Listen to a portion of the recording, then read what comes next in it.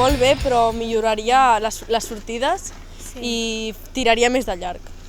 Sí, sobretot això, la sortida ens ha sortit molt malament i les hauríem de practicar més als entrenaments. Les onades bé, les hem sabut controlar, però quan les hem tingut a favor, molt millor. Sí, a la tornada les hem tingut més a favor, però tampoc ens han complicat molt la competició.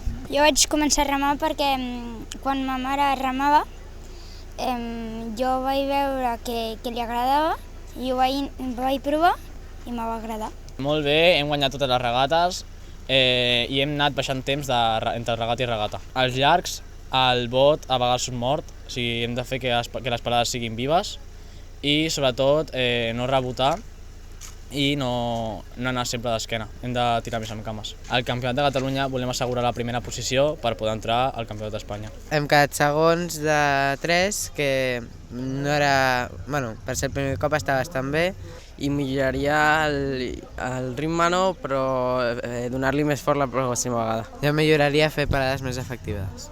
La meva mare va començar a remar també amb un altre equip i també m'ha començat a agradar.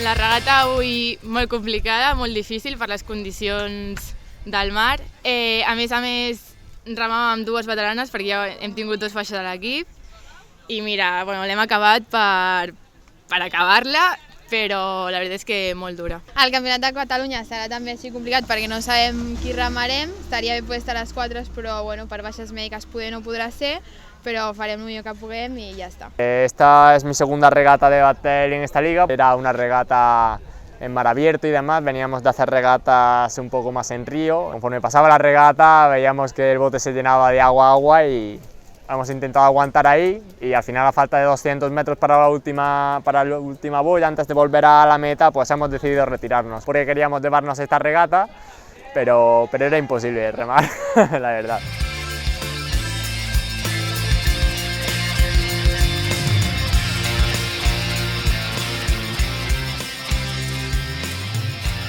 Llevamos solo 3 meses remando, entonces si contamos...